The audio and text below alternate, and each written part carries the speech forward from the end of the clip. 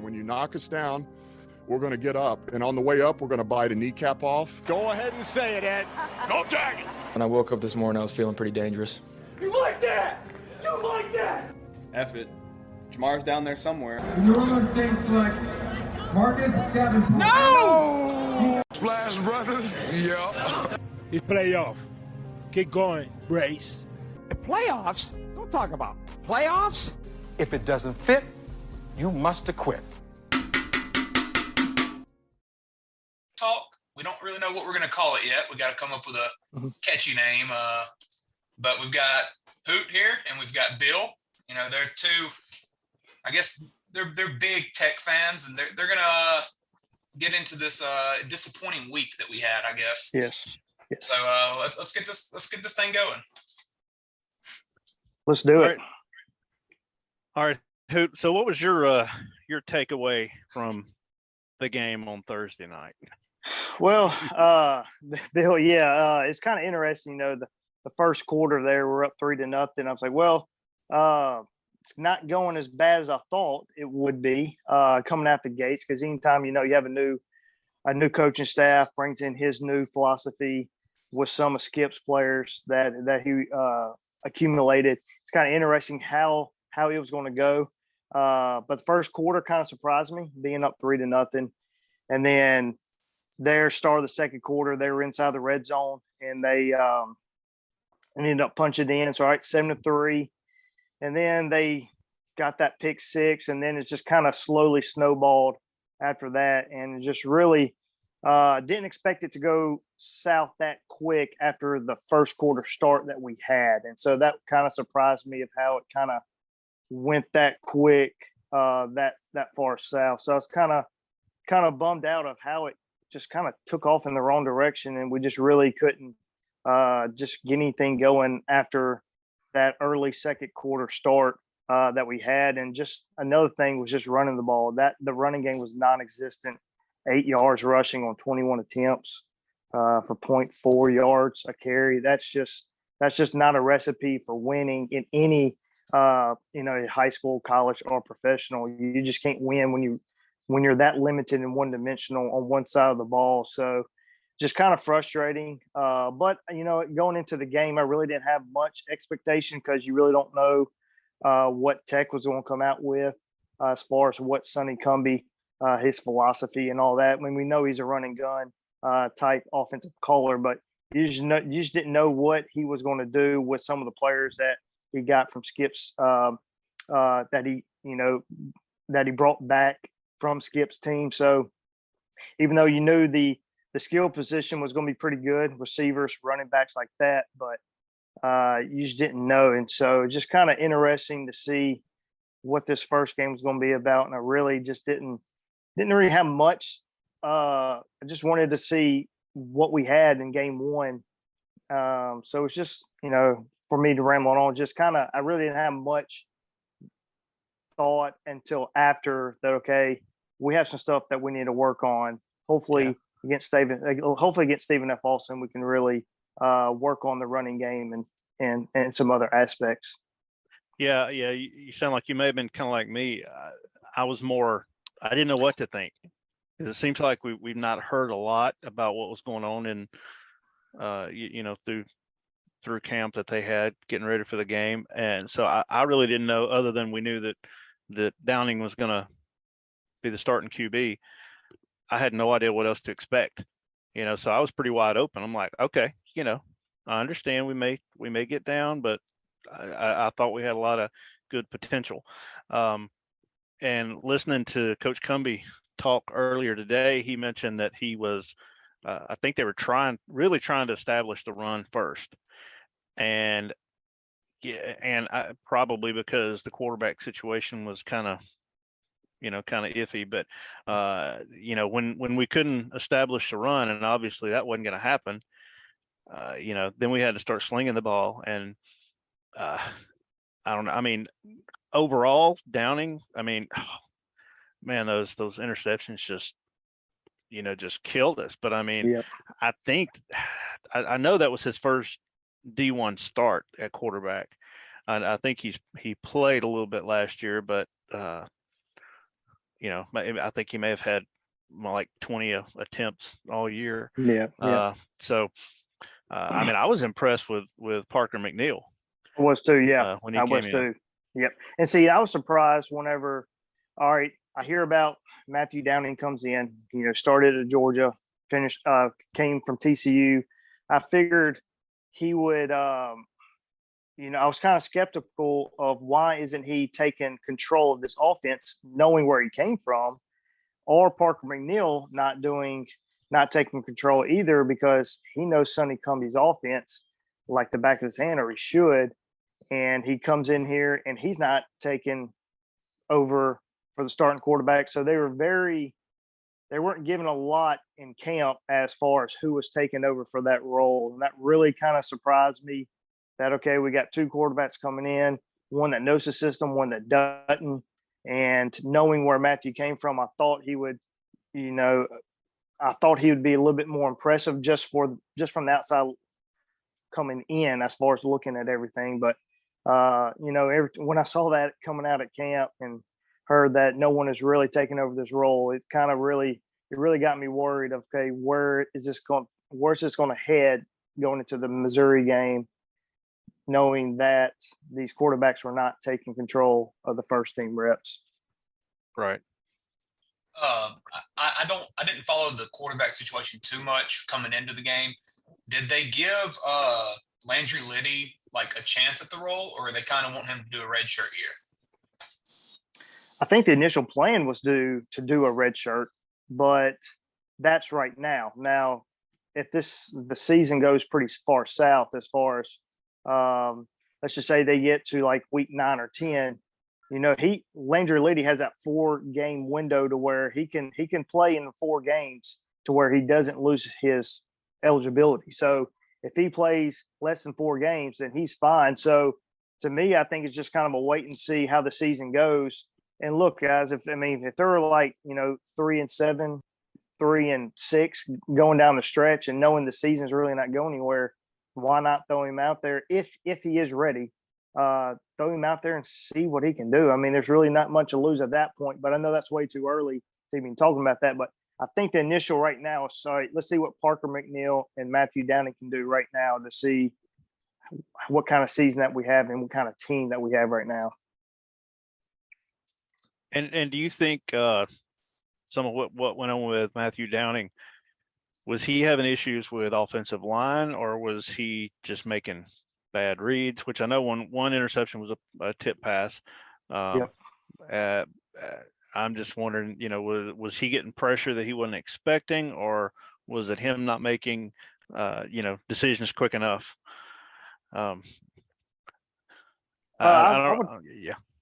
Go ahead. I think it's maybe a little bit of both, as far as I don't know how familiar he is with the offensive plan and all that, and in the playbook. But look, that offensive line was having some questions going in. I mean, when you don't have Joshua Moat and Deflin, your true starters that came back from last year's team. I know Dakota White at left tackle has played some, but Dakota White's only a sophomore. So when you have the transfer Ellis in from Memphis, played high school ball at Carroll, and then you got Carson Bruno, the sophomore from Byrd, on that right side.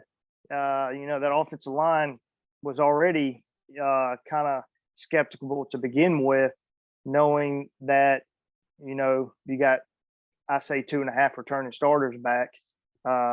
So anytime you have some question marks on the offensive line, that's always going to be a concern for you, especially going to any game, especially going against Missouri. That's an SEC caliber team. That's actually, and that was one of their strengths, was the Missouri defensive line. They were actually they're pretty high on them. They have some pretty good guys returning. So it's kind of a little bit of both. Offensive line has some continuity there. They got that, need to have some games underneath their belt, and they're playing a Missouri team that's actually a middle of the road SEC team in my book. So it's kind of a little bit of both as far as that aspect. And what kind of expectations do you have when you see an SEC team, or even like a Clemson? I know how it was back, when I was at Tech in the late 80s. Tech had just gone through the transition of moving up to Division 1A from 1AA. So, we didn't have a conference.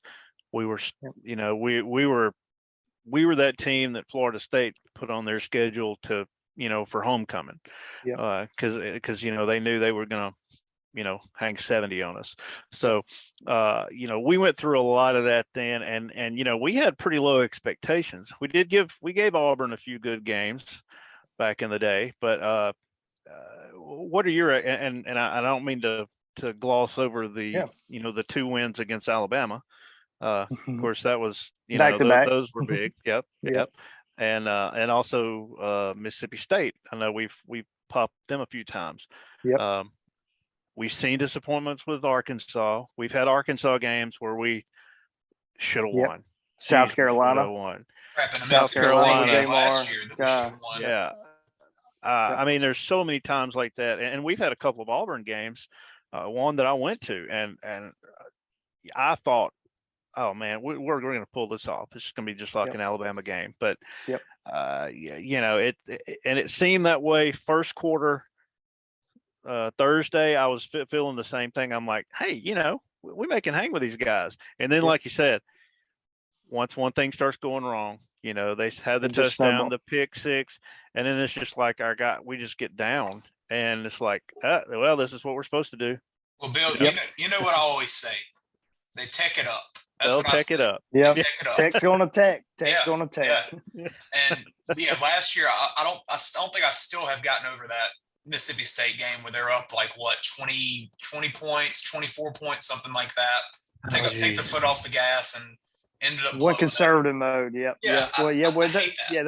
The thing that made me frustrated about that game is that we had more time on the clock to go down the field to get an easier field goal for Barnes.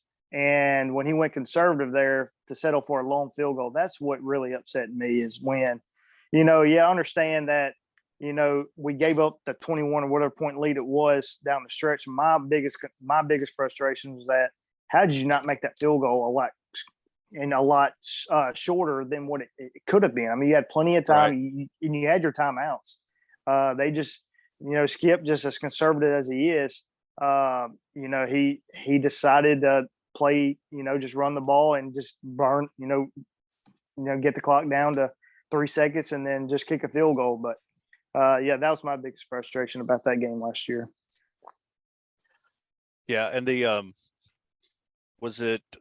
Did we play Mississippi State last year? Yes. That was last year. Yeah, okay. First game of the year. And South Carolina was the year before. Yeah, we're talking about with Jamar fumbling in the end zone or fumbling out of the end zone there when we're up 16. Talking about that one. I think I mean, I know we had the ball to score at the end. I think we kicked a long field or tried to kick a long field goal. I'm trying to think when that, because I know the one I'm thinking about is when Jamar was there. I mean, I guess that was 3 years ago or so. I don't have the computer in front of me, but I believe we were up 16 and it's late in the game, maybe late third, early fourth quarter. He's running in the end zone. He's trying to dive for the pile line. He actually fumbles the ball out of the end zone for a touchback, and they come down and, like I said, we're up 16 and they score bang, bang. And I think they get both 2-point conversions. And I can't remember how it ended. I can't remember if they scored on a field goal, last minute field goal, or if it went to overtime. So but Tech was up 13-0 going into the fourth. And 13-0. South Carolina scores 14 points, goes up 14-13. Barnes gets a field goal with 55 seconds to go up 2. South Carolina kicks a field goal with 4 seconds to win the game by 1. Wow. There we go. Tech's going Tech. That's Tech for you, yeah. Yeah. But I guess to speak on some positives for the offense. So as we mentioned, McNeil, I mean, he put up a pretty dang good stat line. 7 for 11, 142, 2 touchdowns, some big plays out of that, mostly to Cyrus Allen, who I believe during the broadcast they said he played like 4 high school football games. Like he barely got introduced to football his senior year, and now he's out here for Tech putting up 5 catches, 121 yards, 2 touchdowns, his first ever college game. Hey, and Griffin Abear didn't do too bad either. I know he had that one, what was it, a 70-something yard? 75-yard catch. Yeah. So I mean, he had 3 catches for 93 yards. Yep. And that's what you expect from those guys. I mean, those guys are, Griffin he's about as consistent and reliable as you can get. I know they want Smoke to be a little bit more. They want to get him a little bit more involved. So I think he shed some pounds to get him a little bit more lighter on his feet. But yeah, you got him, and you also got Tyler Harris, or is it Trey Harris as well? Yeah. That's also a very reliable receiver that they try to go to a lot in that first half. I know he had a couple drop balls, but yeah, some positive is we do have a very, very good receiving crew. Even you got Devontae Lee that transferred in from LSU. Yeah. So, and I didn't see him much in the ball game. So hopefully he can start contributing a little bit for us here this season. Yeah, you got to think that LSU talent's gonna show from him at some point. Yeah, I agree. I think once he gets the system down and once he starts getting a little bit more continuity with whoever the quarterback is, I think he's just gonna. I think there's a lot of upside there. Yeah, for sure. So, do y'all want to talk about the defense a little bit? We can. Sure. So, what stood out, and disappointment? Well, for me, anytime your quarterback, your cornerback, BJ Williamson is your leading tackler. That's not a good. That's not a good sign for your defense because that's just not what you want to see. Yeah. When you look at the stat lines at the end of the day, is that I think he had 8 tackles, and that's just not a recipe that you want for your defense. Yeah, but he had 9 solo tackles. That's not. Oh, good. yeah, 10. Yeah, he had 10 total. So that's crazy. That's not something that you want to see as a Tech fan. And I think our I don't know, we gave up a lot of big plays. We gave up a lot of I would say trick plays. They come out running the Wildcat, and who's their top receiver, the good receiver? Is it Levitt? Are you talking about Burt or Buffett? Yeah, started with a B, right? Burden. Yeah. Guys. Yeah. Burden. Okay, yeah, Burden, he's the one that that's they. that 5-star. Yeah. He ran out of the first time touch the ball. They give it to him out of the Wildcat, and he goes 20 yards. Yep. Right then, I was like, oh gosh. Yep. They're going to try to get the ball in his hands for a reason. But he was only three catches for 17 yards. So. And then 3 carries for 26 yards and a touchdown on both sides of it. Yeah. Yeah, he's definitely the real deal. He was very good. He was every bit advertised, being a 5-star athlete coming in. He was very impressive to me. Yeah. And so 323 rushing yards from Missouri on 50 carries and 5 touchdowns. Wow. So that you definitely see what their emphasis was on offense. Only 20 for 30 on passing, so still 66%, but 30 pass attempts against Tech secondary, which seemed pretty weak. I guess they knew they would have their way up front as well. Only 235 passing yards though. So. Well, but you're still talking about 570 yards of offense. Yeah. 570, and that's and here what we put up. You there, Bill? Yep. Not at this point, anyway. You cut out a bit there. Oh, I said we definitely can't get into a shootout with some of these teams. Oh yeah, for sure. Because that'll turn into a problem, for sure. Yeah, we definitely don't want one on the 17th when we go to Clemson. Oh so, yeah. I'm afraid that we won't be able to score on that defense because that Yeah, that defense I saw last night. That was a very impressive defense. Yeah. Hey, and shout out to Jack Abram for still finding a way to play against Tech. He goes to Missouri just to go against Tech again. Tired of seeing that name. Surely this is his last year. I mean, he is like the Demetrius Hookfin of LSU football, to where he has so much eligibility to where he just keeps finding a way to play college football. Yeah. Who that y'all cut out? I didn't hear who you're talking about. Jack Abram. Oh, I had him circled. I was going to say, we were doing bad if Jack Abraham gets mop up duty against us. So Yes. when I saw him come out and they said that name, I was like, wait, there's no way. He's still playing, because when he played in Ruston like 8 years ago. Yep. Yeah. Yeah. I mean, he is like a cat. He has 9 lives. I mean, he's just not going to go away. So I guess kind of let's move on from that disappointing week. This upcoming week we get Stephen F. Austin coming to Tech. Last week they beat Alcorn State 31-27. The week before they lost to Jacksonville State 42-17. Jacksonville State is going to be a CUSA member soon, right? I believe they're in that group that's coming in. Yeah, you are correct. And so, yeah, when you look at this Stephen F. Austin team, it's kind of trying to figure out what they're going to bring to the table this coming up week. But interesting to see what kind of adjustments that we make from the Missouri game going into this game. But I hope I don't want to have too many expectations, because I really want to see just how much progress that we made from week 1 to week 2 as far as the offensive side.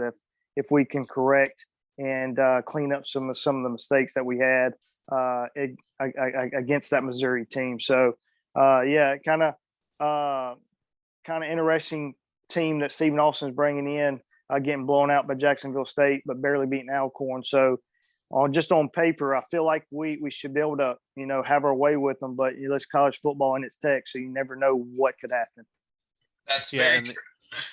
And if you look at their statistics, their quarterback has passed for 361 yards. So that's not, for 2 games, that's not great.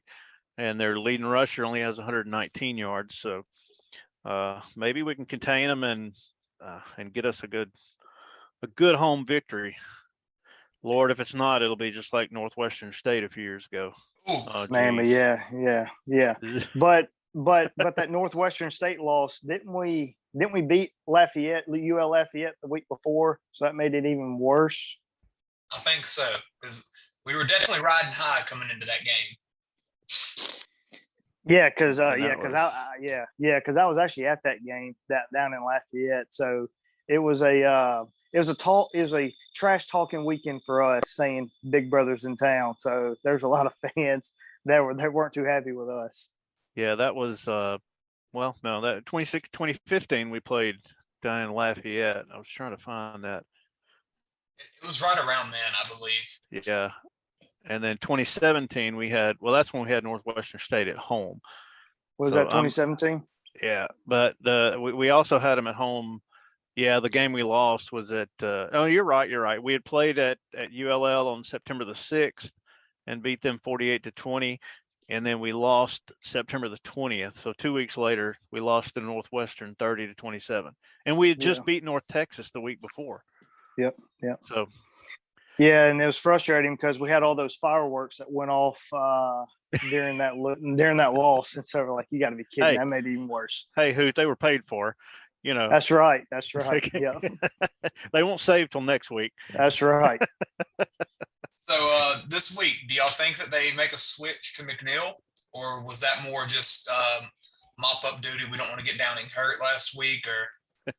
Well, I know Coach Cumbie got asked that earlier today, and he said that they are evaluating that through this week's practice. So it sounds to me like that McNeil may be the one. So wow, that's interesting because go ahead. I mean, they're going to know better, of course, because they see him in practice every week. But McNeil seemed a whole lot more poised to me, and he obviously didn't make the mistakes that Downing did. So, I'd love to see him back there. Yeah, and start it. Yeah, and I wonder the reason why they started Matthew Downing, because he was a little bit more mobile, going a little bit better defensive line. So I wonder if Cumbie was thinking, okay, we may have a better chance with Downing with his mobility if the pass protection isn't as good. So maybe he can get us out of some bad situations with his legs, other than McNeil, who is more of a he's not as mobile as Downing. So I wonder if that was his thinking going into that Missouri game. See, and all right, maybe Matthew gives us the best chance to kind of get out of some bad plays. So it's kind of interesting to see who would be the starting quarterback Saturday. But yeah, it'd be kind of interesting to see what happens. Yeah. So anything else, Tech, that y'all want to mention or bring up or anything? Just I hope we have a big crowd Saturday. I don't know what the weather's supposed to be like, but I don't know if they've got well, I'm sure there's some kind of a marketing thing they've got planned, whether it's to do with local communities or kids or church groups or what it might be. So hope everybody comes out and can put a nice crowd there. And I hate when we like this, we have a home opener right after a pretty big loss. And of course, I mean, Hoot, Tech fans are funny anyway. They are. About showing up. Yes. So, it's hard to figure out, but man, I would love to see some good fan support there for Coach Cumbie's first home game. Yeah, I agree, because it's very Tech is a very it's kind of a bipolar fan base. When things are going good, they're definitely on board, and so with this slow start, I wonder how things are going to turn out for our first home game. So be kind of interesting to see. Really hadn't heard much buzz as far as what kind of crowd we're going to have, or what kind of how the sale tickets have been, or how the tailgating has been. So kind of interesting to see how all that shakes out Saturday. Well, as of right now, it looks like it's a 60% chance of rain and weather in the 70s. So that'd be very Tech for that to happen. Yes. Oh, yeah. Of course, some of our biggest crowds, I remember there, gosh, we had a game a couple of years ago and we had a lightning delay and the thing didn't end until about 1 a.m. Oh yeah, that was South Carolina State. Yeah. Yep. And man, it's like, when that lightning delay, that place emptied, Yep. Because they pushed us all into the tag. So we were there for a couple hours. Yep. And then a lot of people, they'll do that. I noticed a couple of games last year. There'll be a little bit of rain. They go get in their car, drive home. They're not going. You get them out of that seat, you're probably not going to get them back in. That's I right. hate to say it, but that's just how our fan base seems to work. Yep. Very hot and cold. Definitely. So I think we should do a little, look around at the CUSA. One thing that stood out to me, and I watched the game Saturday, is UTSA. I think they've got to be the favorite to win the CUSA. They hosted Houston, actually. I guess that right there shows you what their program is at right now, bringing in number 24 team opening game. 3 overtime game, 37-35. They battled constantly through the game and made a very good drive with like 20 seconds in the fourth to go down, kick a field goal, tie it up. Frank Harris still the quarterback. They're going to score points, and looks like their defense is pretty solid. And I think Tech brings them. I think Tech goes there in November. So hopefully we have our things straightened out by then. But yeah, it's a November 12th, 2:30 p.m. kickoff. Yeah, and that's always been a weird game. Where every time we go to the Alamo Dome, that's always been a very close game. Throw out the records. There's some bad blood between us. We do not get along with the Roadrunners. So it's going to be interesting to see in November, whatever shakes out down there. But yeah, I was following that game on my phone. I actually had the over, and it's kind of a backdoor cover because of overtime. But it was a very slow scoring game. It was very low scoring at first. Offenses really could not get rolling, but it turned it on there late, and it turned out to be a really, really fun game to watch there down the stretch. Yeah, and I'd honestly be shocked if they don't find a way to win this USA. But hey, anything can happen.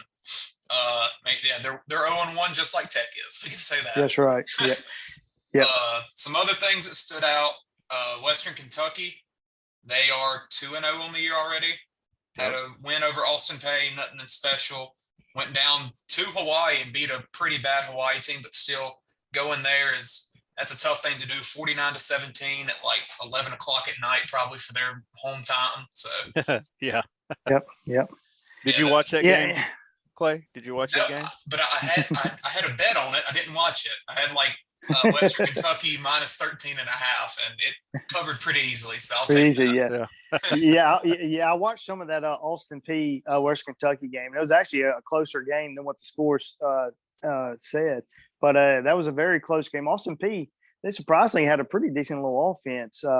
So it was one of those games where I didn't expect that to happen, because I was interested to see what the Hilltoppers were going to have this year. But after I saw what Vanderbilt did to Hawaii, and then after what Western Kentucky did, kind of interesting to see where this Hilltopper team is going to go starting out 2-0. Yeah, they're always going to find a way to be good, or at least decent at that and at basketball. Yep. They're always going to have good teams. When Tech plays them, it's going to be tough. Always will be, no matter what. Some other teams, UTEP, I follow them pretty closely, mostly because Kelton Moss, one of my closest friends for like a long time, he's out there playing D-tackle for them. They've had a pretty disappointing start to the season. Lost to North Texas opening week, 31-13. That game was really weird. They had like a lightning delay, so the kickoff was postponed like an hour. Sellout crowd turned out to be like more of 75% because people left with weather and everything. I think it just kind of killed the vibe, and they just came out flat, and North Texas hopped on them. North Texas, they have a good offense again. They'll be pretty tough to beat. And then, UTEP went to Oklahoma last week, and what you expected to happen happened. So, and then other than UTSA, I feel like the West is going to be kind of wide open as far as who can, fit in that second, third, fourth place team that can compete with UTSA. So I feel like the West is going to be wide open. Yeah, for sure. Now, is UAB in the East, or are they West? Should be. Okay. I didn't know with this new shakeup, or do we even have? Wait a minute. Do we even have an East and West this year? East and West? I don't. That's a good question. I don't know. It looks like we do not. According to ESPN, we don't. But it's still. Because 3 teams left. So I guess I didn't even think about that. Yeah, that just occurred to me that we may not even be in those divisions anymore. So if UAB is one that for the last few years seems to sneak up on us. I don't know why. Yeah, every sport. Yeah, I was gonna say not just basketball, but everything. Yep. They got Jelly running, Jelly Walker running halfback now. They're gonna be good at basketball. Yes.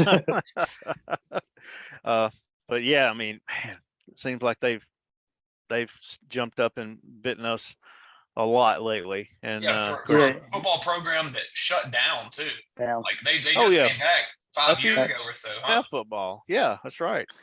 That's just so impressive to me how Bill Clark stayed on that, stayed with them, the players as well, the coaches. I mean, that's a very impressive. Bill Clark must be a heck of a coach to be able to keep that program intact after the, 2 or 3 years they were out. Yeah. That's just very impressive. And I got a lot of respect for him, even though I was glad to see UAB go into the Sun Belt, but that's a team I'm definitely not going to miss. Yeah, I was going to say they feel like they can be one of the CUSA teams to kind of take that next step. Birmingham's decently sized town and everything. So, and it's arguable if CUSA is a step up or down from Sun Belt, but I guess the way things are trending right now, Sun Belt's got a little bit of a better reputation. Well, everybody's not fleeing the Sun Belt like they are Conference USA. Yeah, that's very true. This upcoming week, though, UTSA, they go to Army. That'll be an interesting game. Then the next week, one that I hope to find a way to watch, they play at Texas. That might be a pretty dang good game. I would not be shocked if UTSA finds a way to win that, actually. Yeah, especially, if Texas, depending how they do this weekend against Alabama, if they come and if Alabama beats them as much as what Vegas thinks it is, was it, 20 points, whatever it is, the last time I saw it, Texas could be that team that can have Alabama beat them twice, when they lose to Alabama and then they have a hangover from next week whenever they do play them. Yeah. That's something to look out for to make sure. That's the perfect time to play Texas if you want to play Texas. It's the week after they play Alabama. Yep, very true. Right. So, anything else, CSA, you want to mention? Well, you mentioned North Texas, which they always seem to be at the top of the conference. They started off the year beating UTEP 31-13, but then last week, man, SMU put the hammer on them, 48-10. I didn't expect that. I thought they were going to give SMU a pretty good game. Yeah, I didn't really know what SMU had on their team coming in this year. But crap, quarterback goes out and throws for 432 and 4 touchdowns. That's certainly something. Yeah, I mean, I was same way. I didn't know, hadn't heard anything about it, and didn't think much about it, and then I saw that score, and I'm like, whoa. Guess it's good we don't have them on our schedule this year. Yeah. That's right. Yeah. And that quarterback is still there. Was it Mordecai? Whatever his name Mordecai, is. So, yeah. Anytime you have him, he was a very impressive quarterback last year whenever he came to Tech. Yeah. Oh yeah, I forgot. We got ambushed by SMU last year. I forgot about that. Yeah. That tip ball in the end zone. That end zone. Oh yeah. my gosh. Just another heartbreaking loss that we can add to the record. So frustrating. And that was so crazy because, I mean, I rewatched that replay so many times. Guy comes in and he just slaps it out right to the receiver. The only time I saw it was on ESPN whenever it made the Sports Center top 10. That's the only time I want to see it. Other than that, I can care less to see it again. Tech's never on the good side of the top 10. Yes. It's always when something bad happens. I was going to say, if Scott Van Pelt is talking about us, well, it's always on the bad. It's always on the bad beats section. Yeah. So it's either that or that second 92 they had against Mississippi State. Yep. Oh, that was embarrassing. That was very embarrassing. That's just Tech. I mean, I'm not shocked. I'm not surprised. All right, well, I think this has been pretty good. We went about 35, 40 minutes or so. So we're going to get into a little high school sports, but I think we hold off on that, give them another week and kind of see how the teams are all shaping up. I know there's some bad weather all around the region this year. I mean, this past week, so teams might not have really been themselves. Like I know Neville only beat Evangel 8-0. I'm sure that game would have been much different if the weather wasn't terrible. Did you see them jerseys? The pictures of those of the players. Yeah, I mean, you couldn't tell. You had to look at the helmets because the pants and the jerseys were all brown. Yeah. Yeah, but it's actually crazy how Evangel changed uniforms at halftime. Yeah, I think which I think they wore red in the first half and blue in the second half, which is kind of smart on their part. That's some home field advantage right there. That is, but kind of interesting to see. Kind of interesting to see if they'll finally go to a turf field next year because I don't know how well in shape that field is going to be for the rest of the year. Yeah, well, with the way their program has been the past 2 or 3 years, I mean, hopefully they can get it turned around like they used to be. But they had a bad year last year, I know. Hoot, have you got some high school games you're checking out this weekend? Yeah, I'm gonna go up to the Ruston game. Ruston is hosting Jesuit. That's gonna be a really good game. I don't know much about Jesuit this year, but I mean it's Jesuit, so I'm assuming they're just going to keep reloading like they do. I mean they have so many kids that they can really use down there. So interesting to see about that game and see how Ruston can bounce back from a tough loss there against Warren Easton. Warren Easton's a very, very good football team. They're definitely going to be in the semis or the dome. So I'm very impressed with that. Yep. And we'll be at the West Washita will be at at Jonesboro Hodge. Yep, 2 years Friday in a row. night. So we'll be there. Yeah. I Checking actually that worked game with out. a guy. I worked for Bluebell, and the other territory manager, his son plays on the West Washita. I think he's a sophomore. He's a defensive back, but he's very impressed with their little running back. I think his last name's Ford. I think he's a junior. He said he's very impressive. But other than that, they kind of run the veer. So they'll kind of do some stuff outside of the veer, but they barely beat Caldwell 14-7 last week. So be kind of interesting to see how this team, faces up against Jonesboro Hodge team, which I hear a lot of good things about that good was it Xavier Jones? Xavier Atkins, that linebacker. I told him, hey, watch him because I feel like he's going to be a big D1 prospect, and so kind of interesting to see how that running back and that linebacker face off against each other. And we watched West Washita and Winfield in their jamboree a couple of weeks ago, and I forget what the score was on that. Maybe was it 12-0? Yeah, 12-0 Winfield. Yeah, it was, yeah. And really, I tell you what, when West Washita was all hyped up, good crowd for the game. They kicked the ball off. Winfield runs the opening kickoff back, and man, that place went so quiet. It's quiet. Yep. Yep. The rest of the whole game was nothing. I think Winfield scored in like the last minute, but it's just like punt. But that kickoff, man, that shut their crowd down, and it was, they were just down the whole game after that. And it was a pretty boring game overall, anyway. It sounded like when I talked to him this morning, sounded like the Caldwell Parish game was a pretty boring game. Yeah. So I think that's how West Washita wants to do it, honestly. That's right. Yep. Bore you to death. Yep. Bore you to death. Yeah. Yep.